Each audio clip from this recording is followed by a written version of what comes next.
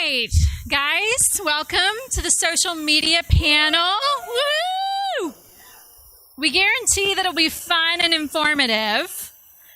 So to join in on the fun and information, if you'll get as close as you can, that would be awesome. I know it's super weird that I have the mic, but we're doing this because of recording. So I'm passing off the mic so that this session is recorded for those that are not here. So my name is Gina White. I am the internship director at North Carolina State University. I'm also our district director for North Carolina. And I'm the interim campus pastor at NC State University. So, all the titles. But we're here today. We have a few objectives. And so we really just want to resource you guys. We want to equip you guys, helping you think of the right questions to be asking with social media. If you're anything like me, and this is probably going to be some of the most I talk during the panel, because I am not the ideal social media user. So I need I need friends like these that will help guide me and help me know what to do with the time that I have to give in social media. And then we want to heighten your awareness of not only the advantages of social media, but some of the challenges as well, as particular to the college campus. So with all of that being said, I'm going to introduce our panelists, and then I'm going to pass the mic down the row, and they're going to talk about why they are passionate about social media. So we've got Natalie Hill from American University. So at Rev Mark Stevens, Mark Afshar, right here from the West Coast. West Coast, Best Coast, but also the East is pretty fantastic. We just don't have a clever rhyme. And then there's Rochelle Hamilton is from UCLA. And Bethany Baldwin is from Northern Arizona University. So if each of you will take a few minutes and just share why you are passionate about social media. Yeah, so like Gina said, I'm Natalie. I'm from American University on the real Best Coast, the East Coast, in Washington, D.C. Yeah. And I am passionate about social media. I studied anthropology at American University as a student, and really the study of anthropology is the study of culture and how cultures interact. And for me, I thought it was so prevalent to ministry, because I think in order to minister to the culture that you're in, you have to understand the culture you're in. And so for us as ministers on campuses, like understanding students and the culture of our university and specific to our universities in our cities, like they're all going to be different. And so for me, I studied that pretty early on, studying culture and how we all interact and how it can be different but still relate. And I think in this day and age, social media is a huge part of that. I also just am a fan of being aware of trends, whether that's in music or art or fashion. I just think that that's fun, and I think also college students are pretty aware of that. And I know that that's different on different campuses as well. But so I think social media is definitely one of those in our day and age right now, and I don't know if that will always be the case in the way that it is today. But I'm passionate about that because I think that is something that we are that's trendy and that we're aware of and our students are aware of. And so our job as ministers in being relevant in these trends and being aware of these things, I think is important for us to be able to relate to our students. And so that's why I'm passionate about social media personally and also just as a minister. Super good. Natalie Hill also has a single out right now. It's an EP. Oh my gosh, Lord forgive me. Check that out. Dr. Harvey Herman is in our session, and our goal is to make him an Instagram account by the end of this and to get him 1,000 followers. I'm super passionate about social media because it truly, I read the book 5 Love Languages. None of them fit me, but social media is my love language. If you like, comment, follow me, it adds to my life. I'm just kidding. My identity is in Christ, all that type of stuff. But I love it. I think it's a great way to interact with students, with your students on campus, see what they're into, see what they do. But also, I think it adds a certain level of relatability to you and credibility, just to show yourself that hey, you're with the culture, quote unquote. and that you can hang. And I think students will gravitate to you with that. You don't need it, but I think it definitely is a benefit. And my goal for us, from me personally today, is to give y'all 3 keys on how to go about your social media. If you don't know what to post, when to post it, we made a 30-day content calendar for you guys. So every day it'll tell you what kind of thing to post to not make it redundant or boring. It's super awesome. And so we'll have that for you guys. And then also another thing that we want to highlight is take a lot of content. We just shot something last week and the photographer took 100 pictures, but we only used 1, so you got to be sure that you're taking a lot of pictures when you're out on campus. Sometimes it could be annoying, but you want to get that right picture, you know what I mean? And then also there's some apps out there that we want to draw your attention to that could really be helpful to social media. So there's apps called Planoly, where you can put in your posts pre-planned and have it post for you at whatever time that you want. So you could look at your Instagram beforehand to see what it looks like, and you can make it look visually appealing. So I'm kind of more on the practical side, passionate about giving you tools just to put something out there that looks tight and whatnot. So.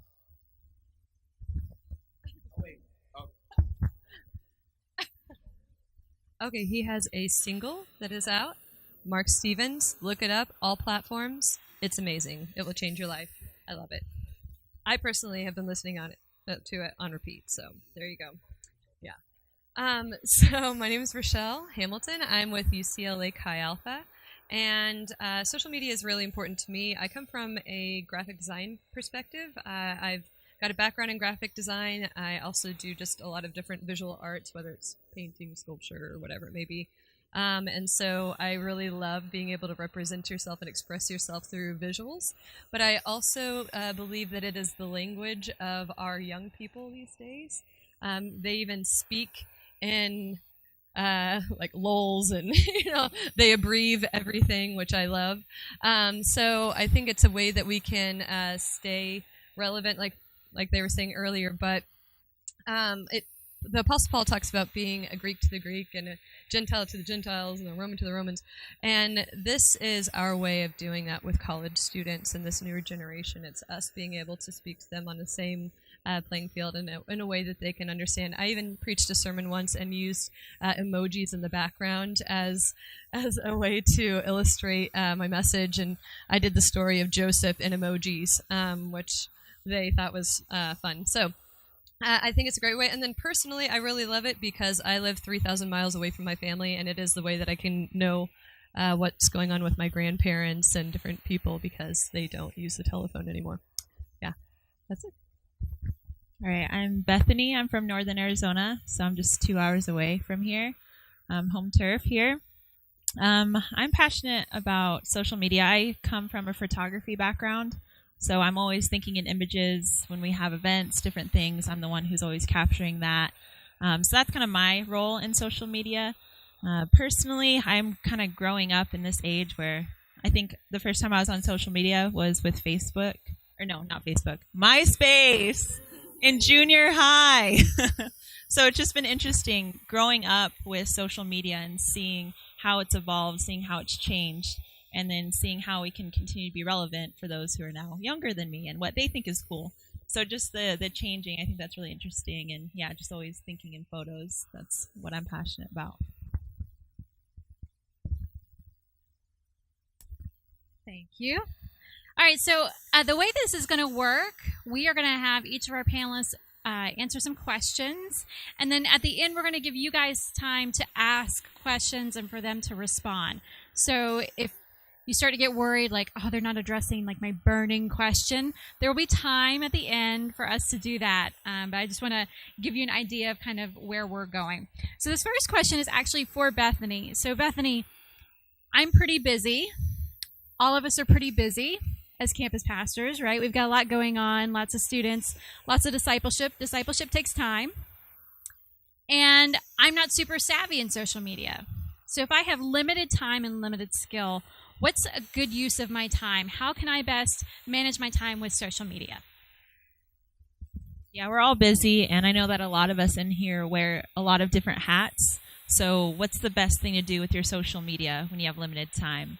Well, I was thinking through this question. I think the first thing that you need to do is determine your goal. What are you trying to do on social media? So, if you try to focus on a bunch of different things, be in a lot of different directions, you're going to kill a lot of time. That can be useful if you focus in. So, is it to inform? Are you doing some kind of outreach? Are you trying to campaign? Try to figure out what you want to do. Maybe in a season of time, okay, we're going to focus on this during this season and outreach. We're just doing informing. That's the best use of our time. If you're crunched for time, figure out a goal.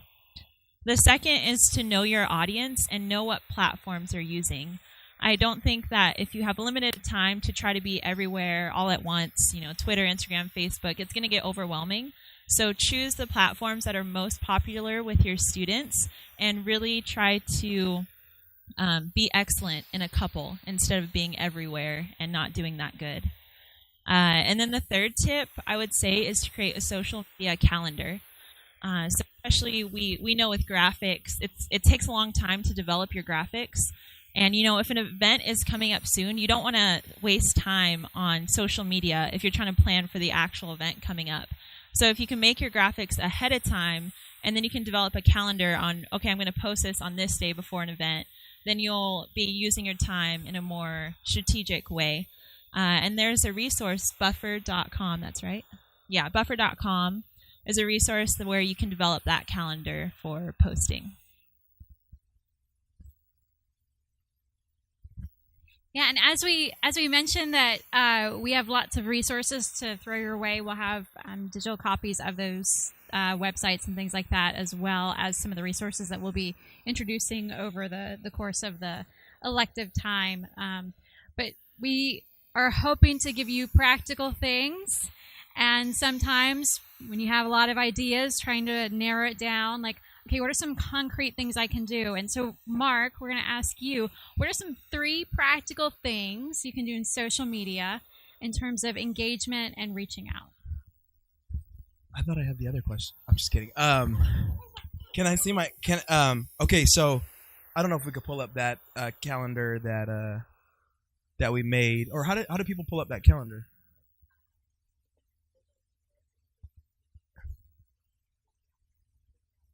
Okay, so we're gonna get that to you guys, but may I see my phone? It's yeah, is that cool? Yeah.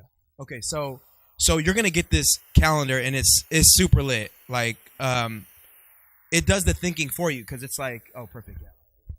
So it's got 30 days of stuff you could post, right? I mean, just you don't have to think. It's amazing. I think the hardest thing for us to like, oh, what am I gonna post? You don't want to post the same thing over and over again. I see, some people would just be posting a selfie a day with the Bible verse attached to it, that has nothing to do with the selfie, you know what I mean? Just, let's not do that, right? Okay? So, check this out. I mean, I'm looking at my man right here in the front. Like, we're gonna make your Instagram lit. I'm telling you, like your Instagram, yeah. No, yeah. Facebook, we can do it on Facebook too. Yeah, this is transferable. But let's work this out real quick. Let's do this 30-day thing real quick, right? Can we do that? Look, so day 1, you post it. You make an inspirational post. Can you guys tell me what's something that you could right now that what's something inspiring that you could post for day 1? Could it be a quote of Eli and Mary Gotro this morning? Something they said. Was that something inspiring like that? You know what I mean? Could be a quote, right? Or, Jesus said, you will go and do greater things than I have, right? Just something inspiring. So, day 2, you post an educational post. What is Chi Alpha? What is campus ministry? Or something about you that could be informative, to college students. Day 3, share us about somebody's life that's been transformed. Oh, this is Mark. He was a heathen. He got saved. Word it in however, way you want to word it. That probably isn't extreme terminology, but day 4, you share something behind the scenes. Oh, hey, we're at our staff meeting at Shake Shack, and hey, this is Rochelle. She does this on our team. Share something behind the scenes so students get to know you. On the social media platform. So give a glimpse into who you are. Day 5 is when you could do some promotion. Hey, come to our service. And you see what we did the last 5 days. It's not misleading. It's just, hey, we're telling you about who we are, and we're actually providing content that is, you have an appetite or taste bud for it. We're not just drowning you. Hey, come to our event. Here's another one. Come to our event. You know what I mean? So you're kind of spacing it out. So day 6, you post something inspirational again because with Chi Alpha, you got to be inspirational. Day 7, you ask a question. Get people to comment on your post, get some engagement there. But we've got 30 days of stuff that you could post, and it's simple, and it gives you a calendar of things to do, things to post. Okay, so we got that 30-day calendar to post. You don't have to do it daily. Maybe you could post every other day if you think that's too much, or I'd say the minimum posting would be 2 to 3 times a week. Would be our recommendation. Number 2, like I said earlier, take a ton of content.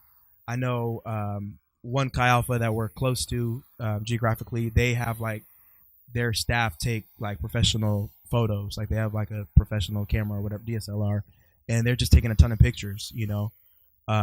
Just take a lot of content. Get a lot of content so that when you do, have your calendar, you could try to piece in different parts and have that right picture, not blurry one or anything like that. You know what I mean? Number 3, on the practical level, there are apps that work for you when it comes to social media. So even if you think you're not a designer, you don't do graphic design, there's an app called Spark Post by Adobe, and we all know Adobe Photoshop, that type of thing. So Spark Post literally simplifies a program like Photoshop, and it provides the design for you, and you can customize it in there, but it's super duper user friendly, and you can add in your personal logo, like you could add in the Chi Alpha logo, and you can have some cool text font in there, and you can make it look nice and current. And so I'd say those Spark Post. There's a bunch of other apps I think we listed on the resource page, but I'd say those three things. If you have a calendar, you know what you're posting. You're not posting too much of one thing. I think students will get a better idea of who you are on campus. You'll be relevant. You'll have something to offer. And then when you do want to promote something, you're not coming across as, hey, just come to my event. You're more than that. So just simple ways to make you look good on social media is kind of, I found to be helpful. So that's it. Cool beans.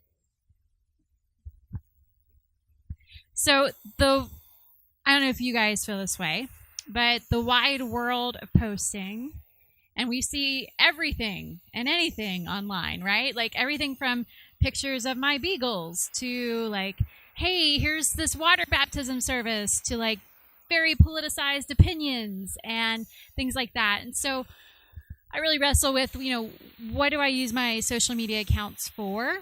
What do we use our ministry accounts for? And so, Bethany, I'd like for you to talk about what are some things for us to be aware of, and specifically, what do we not post? All right, this is the fun part where we get to show you some posts gone wrong. This is stuff that you should not be doing. So we're just going to go through this a little bit, but that ain't none of my business, Kermit the Frog. So yeah, you can just look through some of these horrible posts. They're kind of cringeworthy. Yeah, let's try not to do that.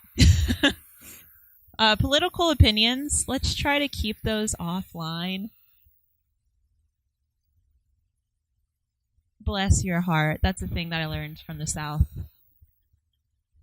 It doesn't really mean that. Yeah. These hashtags are very intense. I don't know if you can see this on the left, but they kept going. I couldn't screenshot the entire. It was like longer than that. It was pretty bad. And yeah, we probably shouldn't be posting about vacation every single time. Our supporters probably won't like that. And yeah, we'll get to that on the next question. But yeah, those are a few things to be aware of. I know going from, when I started in Chi Alpha, I could do whatever I want online. And then when you start to become a student leader, you're like, okay, I actually have people underneath me. How am I going to handle myself online? And then when I stepped higher in the role of CMIT and now on staff, there's a lot of different people who are looking at our lives. We have people that we work with, people who are hire like the national leadership, maybe people who we're mentoring in small groups or, just at a staff level we're mentoring. And then people who aren't believers, they're looking at every aspect of our lives, and what we post online is another aspect that they're going to look at. So just trying to decipher, what is the intention of what I'm posting? Why am I posting what I'm posting? Is it going to be beneficial? Am I going to turn people off from something? So just keeping that in mind always when you're posting. It's a fine line because we're not trying to portray that we're a perfect person either. But I think the vulnerability, people want our humility. People want, us to be humble, not perfect, but it's all face-to-face. When we're online, we shouldn't lose sight of face-to-face communication and how we actually communicate with people. So let's be vulnerable face-to-face, not online so much. It's not a place for emotionally unloading. And then also, just from a business standpoint, in the marketplace, employers look at your social media and decide if they want to hire you or not. So, think about our national leadership. If they were looking at your, social media accounts, what would they think? And that's another filter on what to be posting on your social media. So those are just a couple things to be aware of. Thanks, Bethany. So another problem that I face is there's a lot of platforms out there. Like 5 years ago, you had to do the event on Facebook, and then everybody would say, yeah, I'm coming. And then it, became, I'm interested in the event, and now there's Instagram and Snapchat and Twitter's kind of dying and, all of these different platforms. So how do we as campus ministers know when to evolve, when to change platforms, when to grow with it? Natalie, will you speak to that? Yeah, I think this is a really good question and something that in a lot of areas we've not been on the leading end of things when it comes to growing and evolving. I like to use the example not of social media, but of worship. We all go to those churches that are still singing Shout to the Lord. That was an amazing song. Darlene Check, one of the greatest worship leaders of all time, I believe. But there was a time and place for that, and that has evolved and grown, and styles have become different. The things that people are needing to hear and are gravitating towards are different, and even though the truths are still the same, the style or the trends have changed. And so I think it's really easy for churches to stay in their heyday, to think about, I'm thinking about my church back at home who grew exponentially in the 90s. And so it's really easy for them to stick to the things that they did in the 90s, the songs they sang, the events they had, the outreaches they did, because that was what created growth at the time. But the truth is that in 2018, the need is different, and the desires are different, and the styles are different. And I do think we need to reach the people who are within our ministry and continue to reach those people and to grow disciples. But also, we are wanting to bring in people who are not here already. And so I don't think we should solely be attractional, but I do think attracting people, what gets people in the door, I think is important. And so that's why I'm passionate about being aware of trends and which ways culture is going, and knowing what our campuses are gravitating towards, what people are interested in. And like I said before, different campuses have different things. I remember talking to Gene Breitenbach, who's in Boston, and he was saying that Facebook is still pretty big because that's kind of a lot of where that started at Harvard. I know on our campus, Facebook really isn't that relevant anymore. And so I think it's important to know what's going on, to be aware, to be paying attention to all of that. And yeah, you don't have to do everything. I think that's kind of impossible, but find a few things that your students are really gravitating towards and stick to that and do that well. I love what Mark was talking about, like these sites like, what were you saying? Plainly, well, the like another one is Canva that can help you. It's a free site that can help you make graphics that are really well done and really easy. You don't need to if you have a degree. I mean, that's amazing, but a lot of us don't. And so doing things like that. I think it's also important to pay attention to other like sites and trends. What are some churches in your area that are doing really well, or ministries? I think it is great to look at churches like Hillsong and see what they're doing on their social media. Now, we're not going to do it to the level of Hillsong, of course, but it's obviously working well for them in their growth. What are some churches or ministries in your area, or maybe even like secular things? I think definitely bring in some secular things. What design is popular? Minimalism is very popular right now. How do we streamline our graphics? How do we, and then we've talked about Instagram is probably one of the more popular ones, but what's really popular is Instagram stories. So how do we utilize Instagram stories now? And it's constantly changing and evolving, and I think that can become overwhelming. So I just think it's having these conversations with your students, being aware of what they're doing, and just being aware of culture, or just as much as we read the newspapers to see what's going on in our world to be relevant. I think social media is so much a part of our culture that it's important to do that as well, because I think what right now, this generation, there's so many options for them. They're seeing so many things. They're being pulled in so many different directions. And for those people who have never known Jesus and would never walk into a church otherwise, what are they seeing, and how are we going to get them in the door? And sometimes the only influence we have is our website, our Instagram. This isn't social media, but like a poster on campus. Those things, they do matter, I think. And then I hope that the rest of our ministry also exemplifies, Christ-likeness as well. So That's awesome. So you guys have been talking about students. You've been talking about staff engagement. But I always wrestle with, what are some guidelines? How do we address this?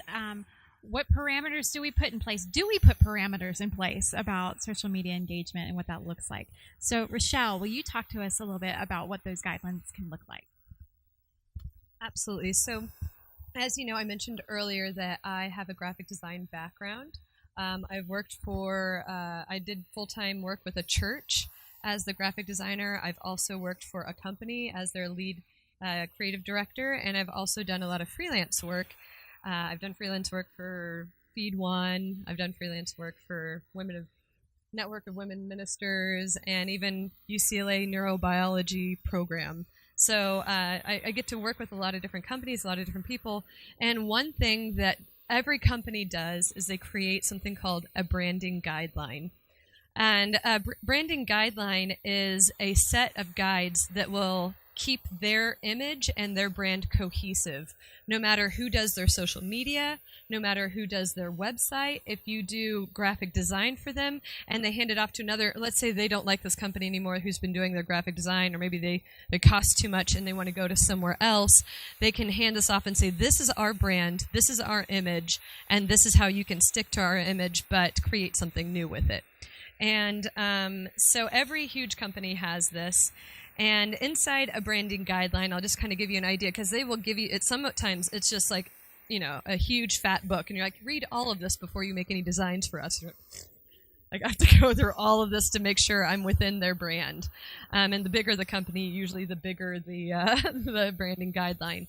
So anything from, these are our exact colors. They'll even have, the code names for it, so that whether it's a t-shirt or carpet or a lanyard, it will be the same exact orange, or it will be the same exact whatever. They will tell you what fonts you can use. They will tell you how their logo can be used. There cannot be a drop shadow. It cannot be smaller than this size. It cannot be done in these colors. It's very, very distinct, very hardcore. They even have it these are the types of pictures that we want. This is our style. So Nike would be minimal and sporty. Wells Fargo would be classic and strong and firm. And Feed One is uplifting and fun. There's different approaches, different looks to every single branding guideline, and so they're really full. And they also will include their mission, their vision, and their values. And they want to make sure that everything is cohesive with what they believe in and what their image is. So the guidelines kind of work as a filter, and not like a Snapchat filter where it blurs out all of your pores and you have rabbit ears, but it works as almost like a water filter where you filter your water through it. It takes away all the contamination and all like the bad stuff before the consumer gets it. So these kind of filters can help keep you your consumers without all of the extra stuff that you don't want them to have. So this is an excerpt. So, well, actually, I before I do that, whether you like it or not, your ministry has a brand, or as we like to say, it has an image. And sometimes people will see your social media before they even meet any of you. A lot of our students will say, we'll be like, oh, how did you find us? And they'll be like, oh, I found you on your website, or I found you on your social media. And I think that's another reason why social media is really important, because this is sometimes the first contact. You know, like if you want someone really good at your front desk when people come into like your welcome table or whatever, you don't want to have someone who's like rude, like, oh, what's your name? You know, like really rude. You want to have like this awesome first impression. Well, this is a lot of times nowadays the first impression. And so you want to make sure that you have these guidelines and make sure that your image is going along with your mission and your values. And so, what I suggest this for individuals, and I suggest this for organizations and businesses. Like, I have several friends that have launched their businesses. I'm like, get a branding guideline from the start, because everything will then be cohesive and go well together. And I suggest this for individuals. What is the image that you're wanting to portray? Be intentional. It's not about just haphazardly like, oh, we did this thing and like slap up a picture. But like, I mean, you can do that. Like, I'm not against, spontaneity, but also just like knowing who you are and what kind of image you're trying to portray to other people is really important. Especially, like I said, it's what allows people to see you. And so we want to come up with your standards, your filters, and say, this is who we are, and this is what we stand for, this is what we're going to do.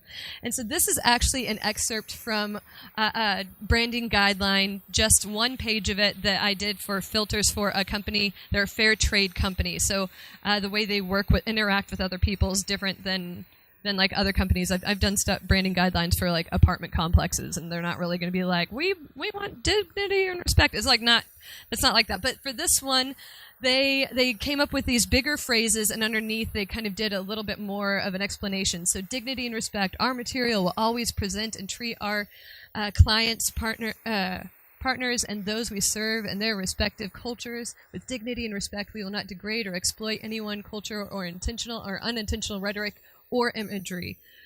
Uplifting and hopeful. Due to the heavy nature of the issues we address, we will always lead our audience with hope for the future we envision. We will not mask the reality or depth of an issue, but we will never leave a problem open-ended without offering a tangible solution. They've got real and authentic, fresh, concise and cohesive, relational. And then they have like explanations as to what each one of these means. So what they can do before they do any post, they can say, okay, does it give dignity and respect? Is it uplifting and hopeful? Is it real and authentic? Is it fresh? Is it cohesive and concise? And is it relational? And if it's not, they can tweak it to whatever they need it to be. The wording of it might, maybe they have to tweak that. Or maybe that means like, hey, actually, I shouldn't be posting this at all. This is kind of like that safety net. It's like, okay, before I actually do anything dangerous, like, let's make sure that this goes along with what we believe in and what our values are. So I'm giving an example of one for our Chi Alpha. It should be on the next slide. So for us, we have a little bit more because we have a lot more at stake with ours. So positive and lighthearted, interesting and fun, biblically accurate, dignity and respect, fresh and relevant, peaceful, unifying and clean, authentic and genuine, simple and cohesive, relational and inclusive. So I'm going to run through these really quick. I don't want to take up a lot of our time. But it says, positive and lighthearted, regardless of circumstances and surrounding situations, we will always leave our audience with hope for the future. We will not deny the existence of heavy situations, but we will always lead people towards the hope in life. So just an example of this, I had a student.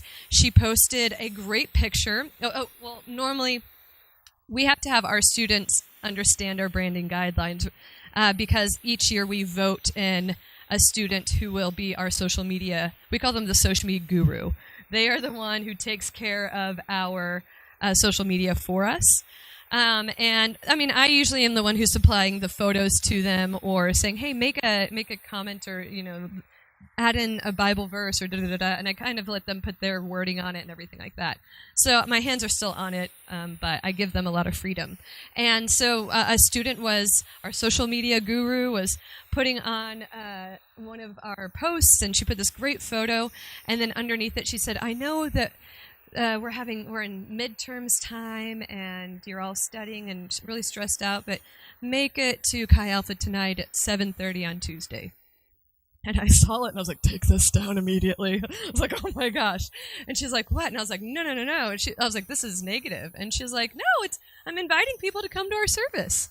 And I was like, No. I was like, "Word it differently." And she was like, "What do you mean?" And I was like, "Okay, word it like this. In a season of midterms, come and take a break from all of the studying and get refreshed at Chi Alpha tonight. 7:30, be there. You don't want to miss it."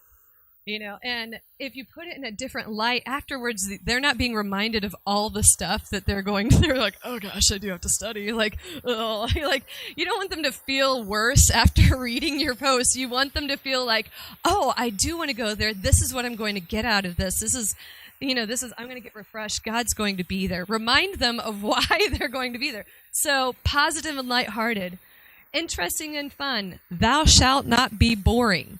I do not want people to be like, "Nah," like pass by. Like we want people to see it and like, "Oh," like be inspired.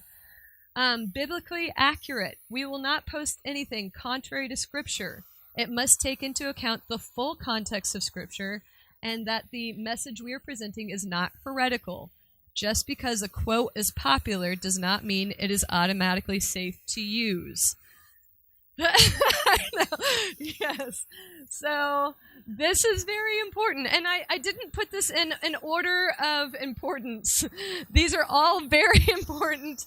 But yeah, so biblically accurate needs to be on, this does not have to look like your branding guidelines. If you want to put in what's your culture, you can, but I suggest that one be in everyone's.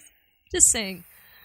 Dignity and respect. Our material will always present and treat others and their cultures with dignity and respect. We will not degrade anyone intentionally or unintentionally through rhetoric or imagery. Fresh and relevant. We will not just repeat and redo the same thing again and again and again. We will look for fresh ways to present our message. Peaceful/unifying and clean. Our content will avoid controversial subjects and material. We will not say or portray anything that is purposely inflammatory or divisive.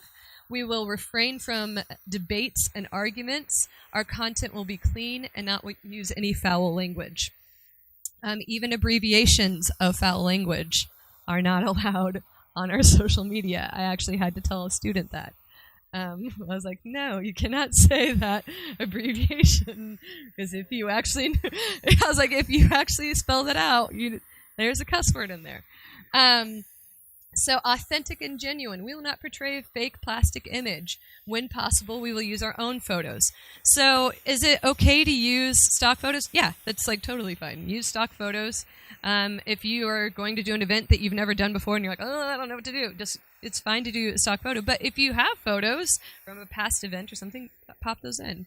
Also, when it comes to genuine and authentic, if you are using a stock photo, try and do something that's going to be similar to what you're actually doing. Putting on like something as like the smokes machines and the huge lights and 1,000 people's with like their hands and like, "Come to our service tonight," and it's like in like a cafeteria and you've got like 10 people in a circle. Like that's kind of false advertising. So like that kind of goes with the authentic and genuine. Like try and like if it is going to be in like a smaller space, like that's okay. But portray it like in a good way, but also just make sure you're not being fake in that way. And then simple and cohesive. We will not overcomplicate our message. It will be clean and concise. Relational and inclusive. We value inclusivity and want everyone to feel welcome and wanted. Make sure to integrate diversity of people, including diversity in race, gender, ethnicity, shape, and size of people. If someone comments, we will respond within 24 hours. That's part of being relational. I used to work at a church, and whether you're the graphic designer or the secretary or the children's pastor, if someone called and left you a message, you were to answer within 24 hours or you would be fired. And there was no 1, 2, 3 strikes, you're out. It was an immediate termination because they said you must have the image that you are dependable and reachable for people that are in need. And so that is definitely my perspective as well. If someone comments, don't just be like, oh, yeah, I totally forgot. Because they matter. Like, that's what your job is. Your job is to reach these people. Your job is to be there for them. And you just not doing that is not helping anyone. So that's just an example of what we did for our branding guidelines for our Chi Alpha. I mean, I feel like I've pretty much covered everything with all of that, but it basically protects you also and keeps you from doing anything that you would rather not post later on. So.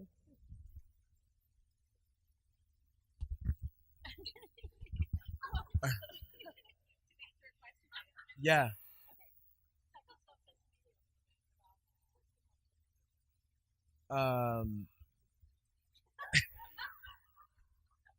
This is a great picture right here because I'm smiling and we're really, it's real. It's live. I'd say having students that are passionate about it, and like Rochelle was saying, they'll have a guru, but that word doesn't fit my worldview. So we say social media saint or shepherd, right? Shepherd's great. No, but we had this one student that wanted to be a photographer, and so we just released them to take pictures, and they had their DSLR camera at our Bible studies, and they took some really awesome pictures, and they'd resize it to fit the Instagram story, and they'd post on there just, hey, invitations or quotes or Bible verses that we went over that night just to get it out, streamline it. And so I think releasing it to students, obviously students are on social media all the time, so that's been a key success for us. Did you get a good picture of me, you think? Yeah, okay. Right. Impromptu, ladies and gentlemen. All right, so we're going to open it up for questions.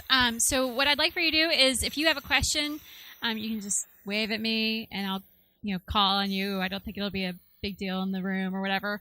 But what I'll do is I'm going to repeat your question back into the mic to save time, and then I'm going to hand it off to you guys to answer. Okay. So, any questions? Yes.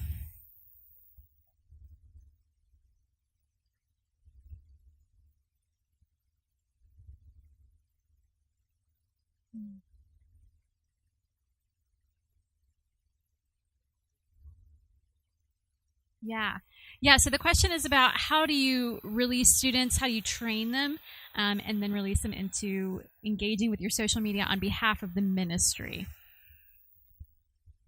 I think we all have different forms of this, like Social Media Guru. We have our Creative Arts Fellows. So we have a couple different fellows, hospitality fellows, like XAI fellows, and Creative Arts fellows. And we would have 1 to 2 a semester just because it's hard to regulate more than that for us.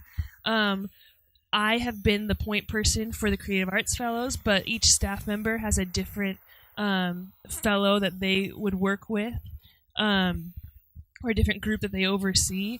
And for me, I create kind of a handbook, with some core, values and filters and things. I usually create a whole semester deadline, list of projects and deadlines for things that we definitely want when it comes to graphics. And I usually just will train them within the first few weeks. We'll meet with them. And for me, I had one Creative Arts Fellow who actually, Jolene Carter, was in the Chi Alpha Anthem from AU this morning on the video. And she's actually joining our team, so I think she's going to be taking over that for me. But we would meet every Friday morning. She'd come into the office from about 10 to 12. I'd meet with her for 15 minutes usually, say, hey, this is the task list. These are some things I need you to do.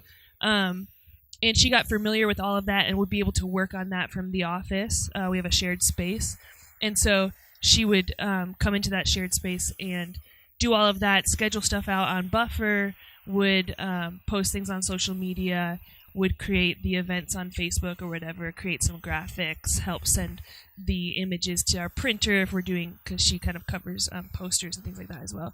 So that was a weekly meeting so that I could be in tune with what was happening, and I could tell her what needed to be done without me having to do the tasks, because that freed me up to be doing so many other things that students can't necessarily do, like working with the university on things or planning for sermons and things like that. And so that's been helpful to have oversight in it, but to give them the freedom to do what they want to do and also learn how to do that well. So that's been really successful for us, is to have that like structured position.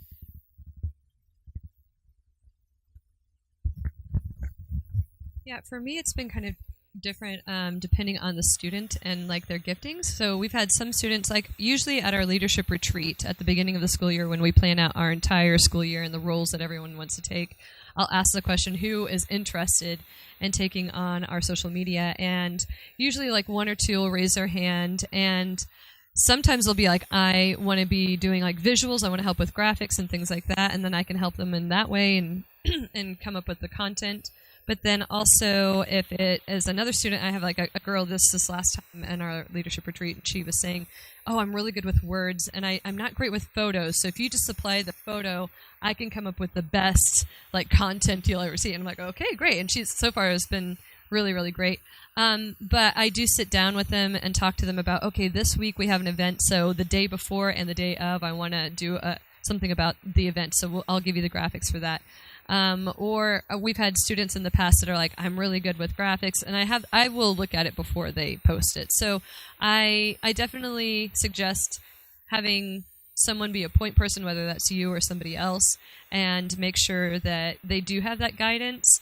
A lot of our students, we're on the quarter system, so it's like really fast paced and it's really intense. Yeah, so it's tough to just say, hey, like go do something this week. You have to be a little bit more structured and say, okay, when can you do this, and work with them. I feel like we have to be really flexible.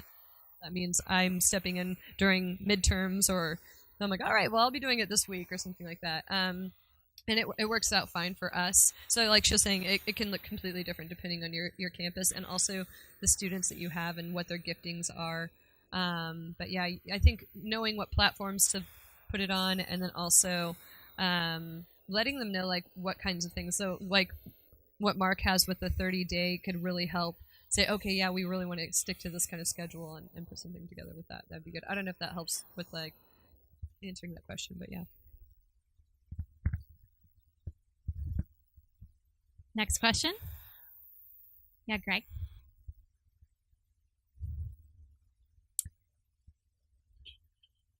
Oh, wait, hold on, because I gotta get you on the recording. You're good. You're good. So the question is, on the 30-day, do you repeat? Is that on a cycle, right?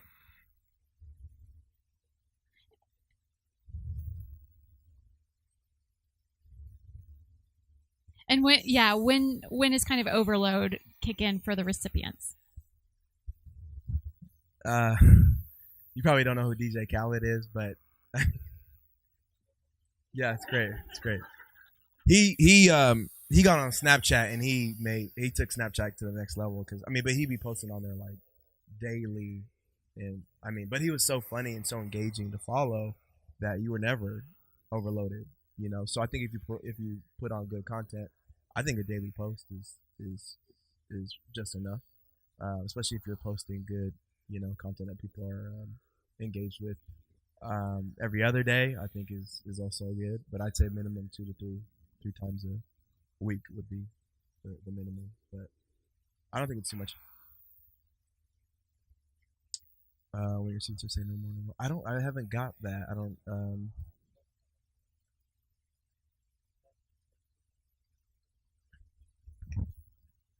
They're probably backsliding.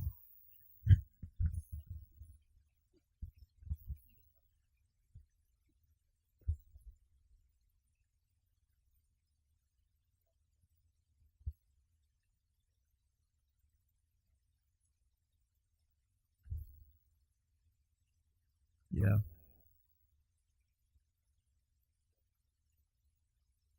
Yeah. Yeah, and so the question was, how do we avoid people getting maybe sensory overload or muting our text conversations or not looking? That was something for us that was hard because we found, and I think this might be true on a lot of universities, but there was just stuff coming from everywhere, from every organization. But there's this extreme sensory overload that I had a student who was on the worship team just last year. Thursday night, we're at worship practice, and I'm texting him. I'm saying, he's supposed to play bass. Hey, where are you? He said, oh, was I on this week? And I was like, yeah, you should have gotten the email. He was like, oh, I haven't checked my email in about 2 weeks because I was just so overwhelmed that I didn't check it. Which to us, we're saying, how can you not check your email? But this is what our students are doing. And so I do think strategy is important. I love this minimalist movement right now of taking away excess that really doesn't add value. And so if we're finding that we're able to post every day in a way that's funny and entertaining, that people are like just waiting to open up their phone to see these posts, then awesome. If we find that we don't have the capacity for that, we don't have the talent for that, like everyday type thing, then I think figure out how to do what we do really well, so that we're not muting. And so if we do find that things are just kind of excessive and we're doing it because we feel like we should post every day, but it's not really adding value to anyone's life, including our students, then maybe we need to learn how to say no and pare down. We found that we were making some really great graphics for announcements at our Thursday night worship, but there was just so much going on that students just kind of zoned out and they wouldn't pay attention. And we would talk about like events or things like sign up your waiver for retreat over and over, and people just wouldn't do it. And we went to a black screen with white text for announcements because our students are just inundated with images that in some areas we decided to pare back a little bit. And so I think, like we've been saying, it depends on your campus and your students, but I think I love that minimalism concept of if there's something that's not adding value, then it's okay to cut it. And so I think that is smart, to think strategically about and intentionally about every single thing that we're doing. I hope that is helpful. So, I love what both of them just said. And for us, we experienced some of that also where people were muting. And I realized that it was different platforms you can post more on and other platforms you can't. So on our GroupMe, that's a great way for us to get instantaneous information out. But it'll show, it'll ding on people's phones, ding, ding, ding, it'll go all crazy. And it's very conversational. So 1,000 people can comment on there, and all of a sudden your phone is just oh my gosh. So one time there was a debate as to whether honeydew was delicious or not. And it just randomly started by 2 students, and it just ballooned, and it was really funny. But we lost about half of our people because there was 170 comments in less than an hour, and it was just you guys stop, end the honeydew debate. It was it was crazy. So I realized that for our GroupMe, we just do little blurbs here and there with a small little thing. We just kind of pared back. But then on our Instagram, we just load that thing up. We have tons of pictures. We do Insta story. And because one is a little bit more invasive than the other, the GroupMe, it's a constant, you have to read all of the comments to know what's going on, and it's overwhelming.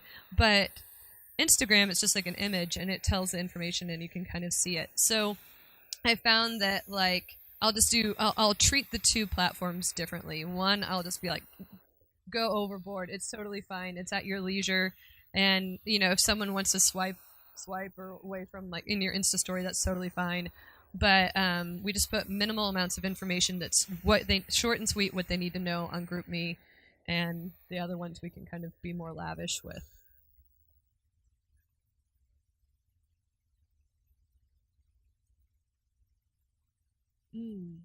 Yeah. We haven't had any problems where it was the debate with the honeydew thing was a little bit crazy, and I just talked to the students in person. I was hey, you know what? That made it to where a lot of people couldn't enjoy the platform anymore, and so if you could just do that on a different forum, like debate elsewhere. That'd be fine. Like I'm fine with like having fun and debating silly, ridiculous things, but maybe not on the Chi Alpha page specifically. That would be great, kind of a thing. So.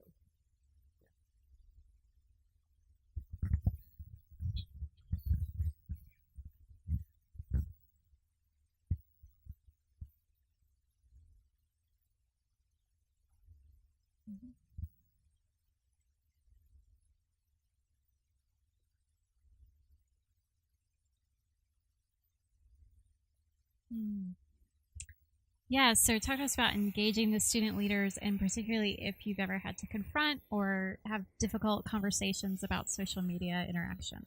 And I've definitely had that.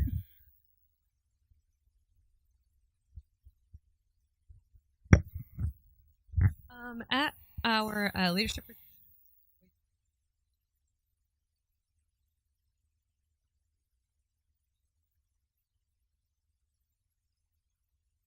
about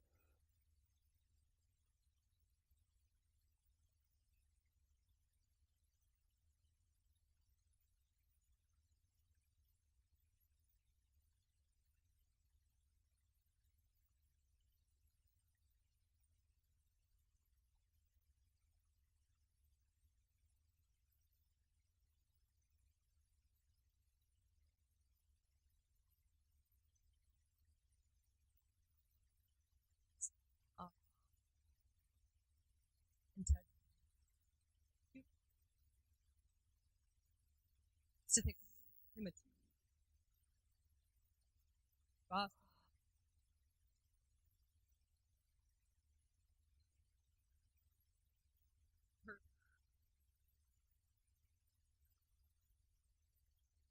See that might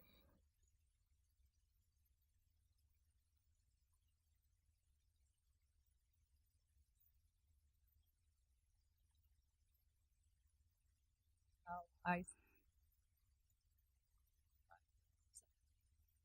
one the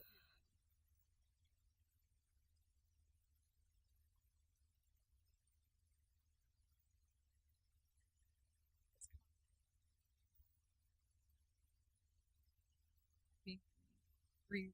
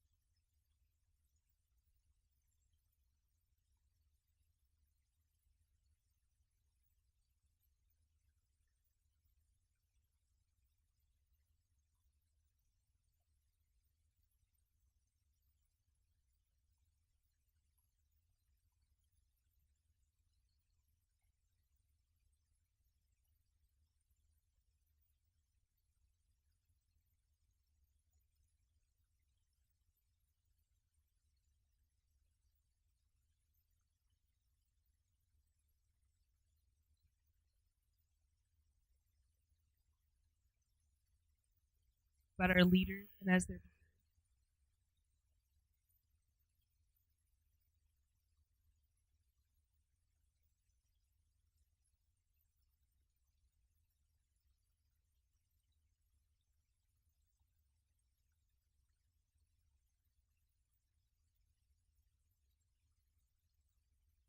we've had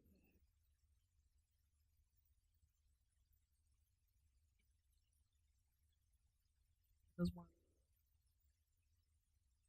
conversations.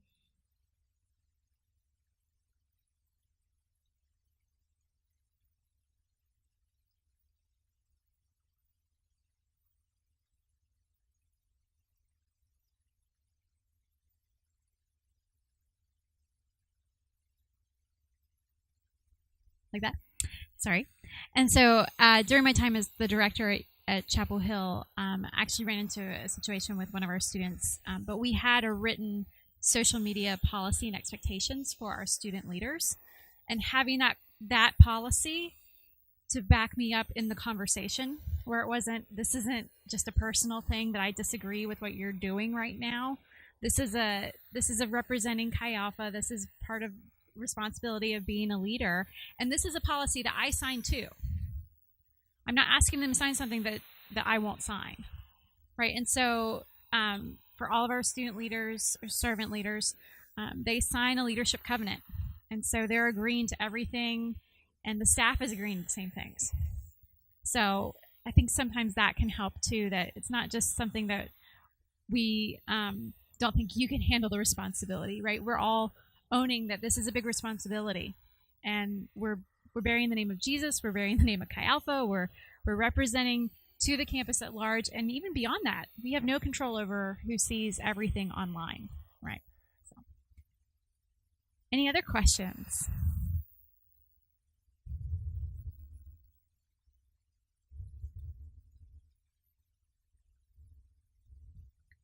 Anyone else want to add in any final comments or thoughts? Y'all can follow me at Rev_MARC.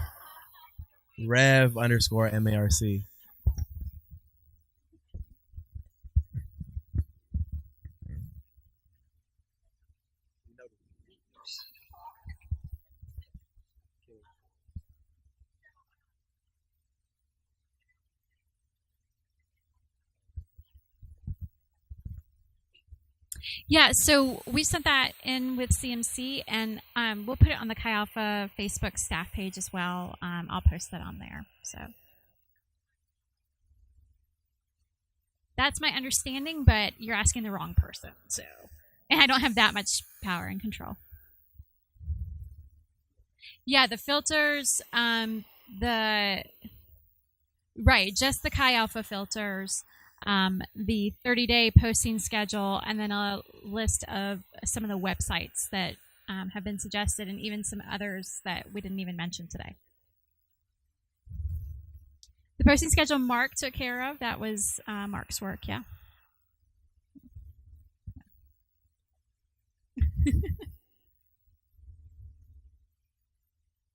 All right. Well, thank you guys so much. Thank you to our panel for sharing today. Appreciate you guys. Thank you all for joining us. We are going to end early, but if you have any questions or want to have further conversation, feel free to come up. We'll hang out for a few minutes, okay?